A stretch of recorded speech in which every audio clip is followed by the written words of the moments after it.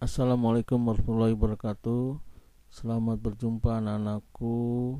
Semoga kalian sehat walafiat semuanya. Amin ya rabbal alamin. Sebelum pembelajaran, marilah kita awali dengan berdoa. Semoga dengan berdoa kita bisa dilancarkan, dipahamkan, dan dimudahkan. Berdoa menurut agama masing-masing dimulai.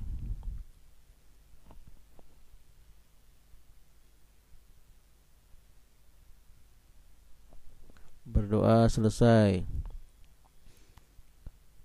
Pembelajaran kali ini materinya adalah tentang dinamika rotasi dan keseimbangan benda tegar. Sebelumnya kita harus mengetahui dulu tentang standar kompetensi, yaitu memahami, menerapkan, dan menganalisis pengetahuan faktual, konseptual, prosedural. Kompetensi dasarnya adalah menerapkan konsep torsi, momen inersia, titik berat, dan momentum sudut pada benda tegar, statis dan dinamis dalam kehidupan sehari-hari. A yaitu torsi. Apa itu torsi? Pengertian torsi adalah torsi sama dengan momen gaya. Jadi torsi itu hasil perkalian antara gaya dengan lengan gaya dan saling tegak lurus. Jadi dirumuskan, ini dibacanya tau torsi sama dengan R itu lengan, F itu gayanya. Jadi contohnya seperti ini. Jadi F ini sebagai gaya, kemudian dari pintu itu ada engselnya sebagai poros. Jadi dari poros, dari engsel ke gaya. Nah, ini disebutnya lengan, ya. Kemudian F itu gayanya. Nah, ini membentuk sudut siku-siku tegak lurus. Keterangannya, dari torsi itu dibuatnya tau, satuannya Newton meter, diambil dari sini. R ini meter, kemudian F ini Newton satuannya, jadi Newton meter. R lengan gaya, yaitu dari poros sampai ke gaya, yaitu satuannya meter. F gaya, dan satuannya gaya adalah Newton dengan dituliskan huruf N besar. Nah, kalau kita bandingkan antara kita menarik pintu di F1 pada pinggir, ya, pinggir pintu, kemudian kita menarik pintu dengan gayanya di tengah-tengah pintu, itu F2. Nah, mana yang lebih mudah, menarik pintu di F1 apa menarik pintu dari F2?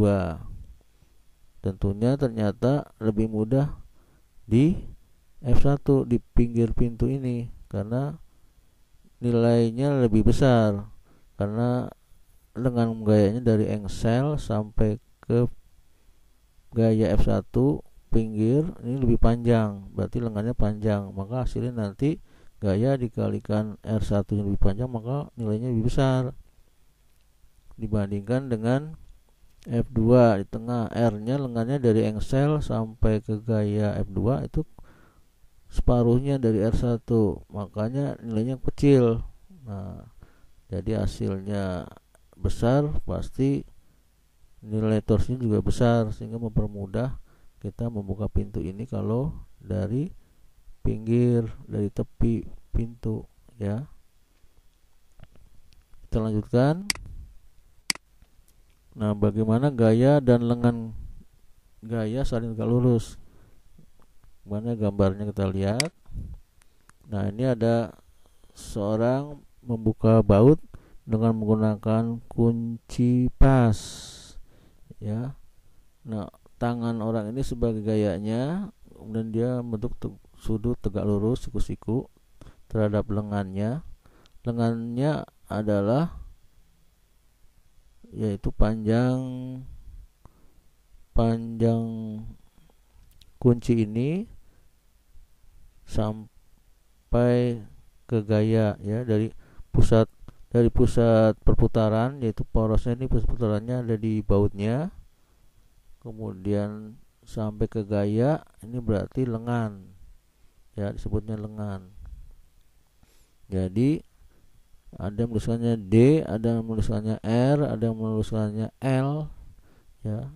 Ini tergantung dari pencetakan biasanya, ya. Tapi di sini D. Jadi nanti nilai torsinya adalah gaya dikalikan D. Bisa juga dibalik, D kali F, nggak masalah, ya. Ini saling tegak lurus karena membentuk sudut siku-siku. Jadi gambar gaya yang saling tegak lurus terhadap lengan gayanya. Kita lanjut. Keterangannya adalah, jadi ini torsi Newton meter, D lengan gaya, dan F adalah gaya. Kita lanjut lagi. Nah, sekarang bagaimana jika gaya F yang bekerja pada jarak R arahnya tidak tegak lurus terhadap sumbu rotasi putar benda, maka besar torsinya pada benda atau FR sin theta. Mengapa di sin theta? Ini harus diperhitungkan sudutnya, ya. Sudutnya misalkan di sini di engsel kita menarik pintu dengan gaya F1, ini dari depan, kemudian agak serong sedikit F2 nya, kemudian kita bukanya dari sisi kanan samping. Nah, ini beda-beda sudutnya nih, ya. Ini jadi mempengaruhi di dalam nilai torsinya. Keterangannya ini sama kayak tadi, dan di sini ada sudutnya theta, yaitu sudut antara gaya dan sumbu rotasi putar. Nah, gambar seperti apa? Nah, seperti ini. Ini suatu batang, ada sumbu putarnya di O di sini ujung kiri, dan di ujung kanannya ada gaya F, yaitu membentuk sudut atau miring dia di sini, bentuk sudut nih. Nah, kita harus cari dulu nilai gaya yang tegak lurus, yaitu kita uraikan gaya F-nya ini terhadap komponen vektornya. Yang berimpit dengan sudut theta-nya berarti F cos. Sudut di depan theta, sudut theta di sini, sudutnya di depan, inilah F sin theta. Kita proyeksikan ke samping kiri menjadi ini gambar panah biru. Yang ini namanya F sin theta. F sin theta-nya ini membentuk sudut siku-siku nih terhadap batangnya, ya, terhadap lengannya. Nah, jadinya F sin theta dikalikan L. Ini besar torsinya yang dipakai, jadi yang sinus, bukan yang cos, karena cos tidak tegak lurus. Jadi yang tegak lurus hanya F sin saja yang tegak lurus terhadap lengan gayanya. Kita lihat gambar berikutnya. Ini batang AB, kemudian seputarnya di A, di ujung B-nya ada gaya serong ke bawah untuk sudut theta. Nah, kita harus cari dulu gaya yang tegak lurus, yaitu komponen vektornya yang berimpit dengan theta itu F cos, kemudian yang di depan sudut theta di sini ini adalah proyeksinya di samping kanan. Ini berarti gambar panah biru ini F sin theta-nya tegak lurus terhadap lengan gayanya, terhadap R-nya. Nah, ini kita pakai yang F sin theta-nya. Jadi torsinya adalah F sin theta dikalikan dengan R, atau boleh R kali F sin theta, atau boleh dikalikan F dikali R kali sinus theta. Keterangannya sama kayak tadi. Nah, ini theta-nya ada sudut antara gaya dan sumbu rotasi putar. Kita lanjut. Torsi yang positif seperti apa? Torsi positif adalah torsi yang arahnya searah jarum jam. Jadi ini putarnya ke kanan, kemudian ke bawah, putar lagi ke ke kiri, kemudian naik lagi ke atas. Nah, ini searah jarum jam. Nah, ini nanti nilainya torsinya positif. Kemudian torsi negatif adalah torsi yang arah putarannya berlawanan arah jarum jam. Jadi dia berputar ke kiri, kemudian ke bawah, berputar ke kanan, kemudian naik lagi ke atas. Nah, ini berlawanan dengan arah jarum jam. Berarti nanti nilai torsinya adalah negatif. Nah, sekarang sebuah benda terdiri dari beberapa gaya. Jadi ada gaya F1, ada gaya F2, ada gaya F3. Nah, gaya F1 mempunyai lengannya R1. Nah, ini kebetulan tegak lurus. F2 mempunyai lengannya R2. Ya, ini juga saling tegak lurus. Kemudian F3 mempunyai lengan gayanya R3. Ini juga saling tegak lurus.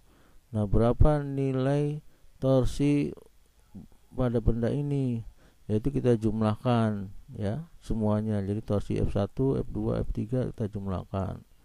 Jadi dengan rumusnya tau sigma. Sigma ini artinya jumlah antara gaya dikalikan dengan gayanya. Jadi F kali R masing-masing kita jumlahkan. Jadi uraiannya adalah F1 min. Mengapa min? Karena arah berputarannya berlawanan arah jam. Jadi F1 menuju poros ke sini. Nah, ini berlawanan, berputar. Jadi min kali R1-nya. Dan F2-nya arahnya searah jarum jam. Ini menuju poros, ini searah dia. Jadi nilai positif F2 kali R2. Dan F3-nya menuju poros, ini juga arahnya searah dengan jarum jam. Berarti ini nilainya positif untuk F3. Kita lanjut. Nah, yang perlu kamu ketahui juga adalah sudut-sudut istimewa ya, seperti ini. Sudut istimewanya 0 derajat, 30 derajat, 45 derajat, 60 derajat, 90 derajat. Ini harus kamu hafal. Sudut 30 derajat sinusnya berapa? Yaitu setengah. Sudut 30 derajat kosinusnya berapa? Yaitu setengah akar 3. Sudut 60 derajat sinusnya berapa? Setengah akar 3. Sudut 60 derajat kosinusnya berapa? Yaitu setengah. Sudut 90 derajat sinusnya berapa? Yaitu 1. Sudut 90 derajat kosinusnya berapa? Yaitu 0.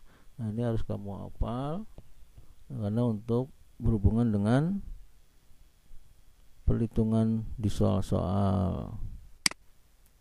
Kita lanjut. Contoh pertama yaitu ada benda AB, porosnya di A, di B ada gaya tegak lurus ya. Kemudian berputarnya searah jarum jam. Nih, B menuju poros. Dan soal yang kedua ada AB, kemudian porosnya di B. Kemudian gayanya ada di ujung A. Nah, berputarnya dari A menuju poros, yaitu berlawanan arah jarum jam nih. Nah, berarti nanti nilainya negatif. Torsinya nilainya negatif. Kita berapa momen gayanya pada benda nomor 1 dan nomor 2. Nah, jadi tentukan besar momen gaya torsi yang terjadi pada batang AB. Kita jawab. Yang pertama adalah torsinya, rumusnya F dikali dengan D. F1 kali D1. Ini positif karena searah jarum jam. Kemudian tegak lurus sehingga tidak ada sinusnya ya. Jadi tegak lurus. Kita masukkan nilainya 15 dikalikan 2, hasilnya 30 Newton meter. Untuk soal nomor 2, rumusnya min F2 kali D2. Mengapa min? Karena arahnya berlawanan dengan jarum jam. Dari gaya F2 menuju poros ke sini, kena berlawanan dia ya, putarnya berlawanan dengan jam-jam, berarti nilainya min. Kita masukkan nilainya min 18 dikalikan 3 meter, jadi nilainya minus 54. Nah, ini nilainya negatif karena berlawanan arah jarum jam. Berikutnya soal nomor 2. Soal nomor 2, di sini suatu batang ada 3 gaya yang bekerja pada benda ini. Jadi F1 di paling pinggir, kemudian di F2 ada di antara F1 dengan F3. Kemudian di F3 ada bekerja di pinggir ujung batang paling kanan. Nah, lengan untuk F1 berarti dari poros sampai ke F1 itu lengan untuk F1. Jadi lengan gaya untuk F1 adalah 2 cm. Sedangkan lengan gaya untuk F2 nya mana, yaitu berimpit di porosnya, jadi nempel di poros, jadi R nya nggak punya dia, jadi 0 nilainya R2 nya nih. Untuk F3 lengannya adalah dari poros sampai ke gaya F3 yaitu 6 cm. Jadi lengan gaya untuk F3 itu adalah 6 cm. Kita lihat, diketahui dulu. Diketahui R1 2 cm. Ini harus jadikan meter. Mengapa? Karena meter itu berpasangan dengan Newton ya. Jadi kalau ada Newton harus jadikan meter. Jadi 2 cm dibagi 100, jadi 0,02 meter. R2 berarti 0 meter karena berada di poros, jadi nggak punya jarak dia, jadi nempel di sini ya.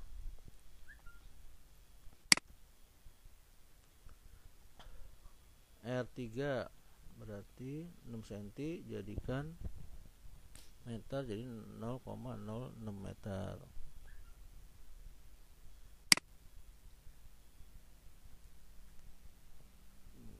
Jawab. Rumusnya torsi 1 ditambah torsi 2 tambah torsi 3. Jadi gaya di F1 ada gaya torsi di F2, ada torsi di F3 dijumlahkan. Kebetulan nilainya positif. Torsi F1 ini searah jarum jam. F2 ini bisa negatif bisa positif karena ini pas di poros, jadi nggak masalah. F3 ini positif karena searah jarum jam juga, ini menuju poros F3 ini ya, jadi searah jarum jam positif. Nah, F1 nya berapa kita uraikan. Torsi 1 adalah F1 kali R1, torsi 2 F2 kali R2, torsi 3 berarti F3 kali R3. Kita masukkan nilainya, berarti F1 nya 10 Newton kalikan 0,02, kemudian F2 nya 4, R2 nya kalikan 0 karena 0, kemudian F3 nya 6 dikalikan dengan R3 nya 0,06, jadi nilainya adalah 0,2 ditambah 0, ini ditambah 0,36, hasilnya 0,56 Newton meter. Kita lanjut. Contoh 3. Jadi benda AB sekarang membentuk sudut gayanya di ujung B bentuk sudut 30 derajat, jadi serong ke kiri ya, di bawah, porosnya di A. Dan nomor 2, batang AB porosnya di B, kemudian di ujung A nya ada gaya serong ke bawah ke kanan, sudutnya 60 derajat. Nah, berapa besar momen gaya atau torsi yang terjadi pada batang AB?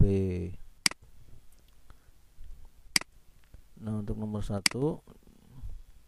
ini F sin theta D1. Mengapa F sin? Karena dia membentuk sudut theta. Jadi kita cari dulu F yang tegak lurusnya adalah ini yang ke bawah ya, di depan sudut, berarti kita proyeksikan ke samping, jadi ini F sin theta yang ke bawah ini sin theta. Nah, mengapa positif? Karena arahnya searah jarum jam ya, ini putarnya ke poros searah jarum jam, berarti positif, dikalikan dengan lengannya D1 ya, dari poros sampai gaya ini D1. Kita masukkan nilainya, jadi tau F1 12 sin theta 30. Berapa sin theta menurut tabel? Yaitu setengah, dikalikan dengan 2, berarti 12 kali setengah kali 2, sehingga nilainya adalah taunya 12 ya. 12 kali setengah 6 dikalikan 2, berarti 12 Newton meter. Untuk nomor 2 nya, jadi min F2 sin theta. Mengapa min? Karena arahnya berlawanan ya dengan arah jarum jam, berarti nilainya negatif. Mengapa pakai sin? Karena ada sudutnya 60. Berarti kita cari dulu nilai yang tegak lurusnya, itu F sin yang ke bawah ini, berarti depan sudut, ini kita proyeksikan ke depan ke samping, berarti ini yang siku-siku. Jadi F sin theta kalikan D2 lengannya, kita masukkan, jadi min 16 Newton kali sin 60 derajat kalikan 4. Nah, berapa sin 60 tadi menurut tabel? Yaitu setengah akar 3. Jadi min 16 kali setengah akar 3 dikali 4. 16 kali setengah adalah 8. 8 kali 4 jadi 32 akar 3. Nah, ini min karena berlawanan arah dengan jarum jam ya. Kita lanjut contoh soal 4. Nah, contoh soal 4 ini ada diketahui F1 25, F2 20, F3 30, F4 40. Batang AC dari A ke C ini 8 meter. Kemudian di B, di titik B ini tengah-tengah AC, berarti tengah-tengah AC berarti separuhnya. Separuh dari 8 berarti 8 bagi 2 yaitu 4. Jadi AB ini nilainya 4 meter ya. Nah, yang ditanya momen gayanya atau torsinya dari batang ini. Kita jumlahkan semua, torsi di 1, torsi di 2, torsi di 3, di torsi di 4. Ini dijumlahkan semuanya. Nah, torsi 1 positif karena searah jarum jam. Torsi di 2 itu nilainya negatif karena arahnya berlawanan jarum jam. Jadi F2 menuju poros ini berlawanan, berarti negatif. Dan untuk F3 nya menuju poros, nah ini berlawanan arah jarum jam juga, berarti nilai torsinya negatif. Untuk F4 menuju poros ke sini, berarti searah jarum jam, berarti nilainya positif. Kita uraikan, jadi torsinya adalah F1 kali sinus 60 derajat kali RA. Torsi 2 nya minus F2 kali sinus 30 kali RAB nya. Kemudian F3 sin 60 derajat kali AC, lengannya AC, berarti. Kemudian F4 kali RAB nya. Nah, F sin 1 sin 60 positif karena searah jarum jam. Kenapa pakai sinus? Karena sini ada sudutnya 60 derajat. Jadi sudut gaya lurusnya adalah yang F sinus. Nah, RA lengannya mana? Lengannya adalah di A ini, ya. Berimpit, berarti nanti RA-nya 0, ya. Kemudian untuk F2 ini nilainya negatif karena arahnya berlawanan arus jarum jam. Kemudian kalikan sinus 30 karena membentuk sudut 30 derajat. Berarti ini membentuk sudut 30 derajat sehingga menggunakan sinus 30. Kemudian untuk lengannya mana? Lengan F2 yaitu lengannya dari A ke B, dari gaya sampai ke poros. Berarti berapa nih AB-nya? Berarti 4 karena separuh dari 8 tadi, karena B tengah-tengah. Jadi AB-nya 4. Dan F3-nya nilai torsinya negatif karena berlawanan arah. Kemudian membentuk sudut sinus 30 sudut 60 derajat. Kemudian lengannya mana? Lengannya adalah yaitu dari gaya F3 ke poros batu AC. Jadi AC ini jadi 8 nanti, ya. Kemudian untuk F4-nya ini tegak lurus, jadi nggak menggunakan sinus, jadi ada siku-siku, jadi nggak ada sinusnya. Kemudian dikalikan dengan lengannya dari F4 ke poros, yaitu jadi AB. Kita masukkan nilainya. Torsinya adalah F1 0, torsinya 0 karena RA nya tadi 0. Untuk torsi di F2 berarti F2 minus 20 karena berlawanan arah jarum jam, kali sin 30 kan setengah. AB, jarak AB dari F2 ke poros berarti AB, berarti ini 4 kalikan 4. Untuk F3 yaitu ini negatif karena berlawanan arah jarum jam, min 30 kali F sin 60. Sin 60 berapa tadi? Setengah akar 3. Jadi setengah akar 3 dikalikan dengan porosnya, lengan gayanya dari F3 menuju poros, yaitu lengannya adalah AC. AC nya 8. Kemudian yang F4 nya 40 Newton. Kemudian AB nya berapa? 4. Kita hitung 0. Kemudian ini 20 kali setengah berarti 10 kalikan 4 berarti minus 40.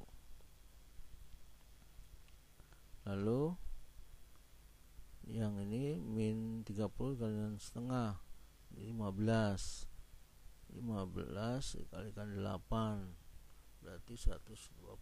Jadi minus 120 akar 3. Dan ini 40 kali 4 berarti 160. Nah, kita jumlahkan yang sejenis 40 sama 160. Jadi 160 dikurangi 40 berarti 120. Nah, ini tetap. Jadi nulisnya 120 dikurangi 120 akar 3. Nah, sampai di sini juga bisa, ya.